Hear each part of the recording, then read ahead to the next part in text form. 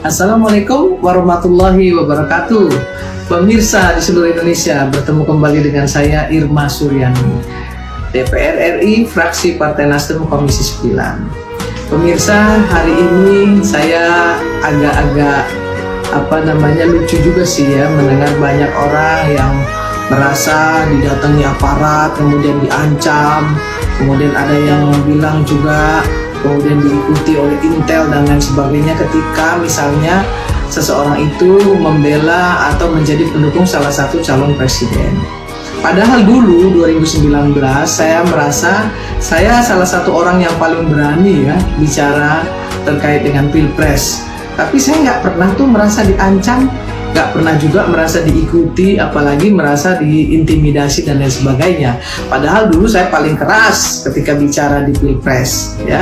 Di semua TV saya bicara, dan nggak pernah ada yang namanya polisi, kemudian katanya yang tentara atau apalah yang sekarang ini suka digosip-gosipin melakukan penekanan kepada si A, si B, si C, si D misalnya.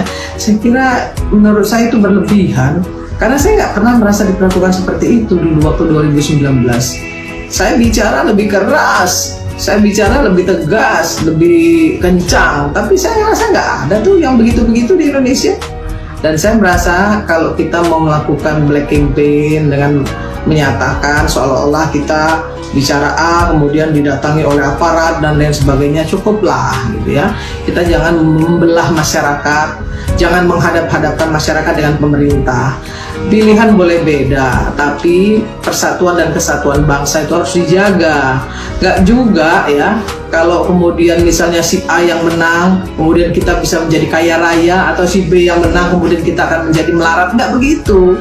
Jadi biarkanlah ya Indonesia ini dipimpin oleh orang yang betul-betul kemudian bisa membawa perubahan, bisa membawa kebaikan, bisa membawa Indonesia menjadi lebih baik lagi. Kenapa? Yang dilakukan Pak Jokowi sudah baik. Tentu presiden ke depan harus melakukan hal yang lebih baik lagi dari Pak Jokowi, dan itu hal yang wajar-wajar saja. Jadi kita sebagai anak bangsa, menurut saya, mari kita sambut Pilpres ini dengan riang gembira. Jangan ada caci maki, jangan ada fitnah, jangan juga ada black campaign.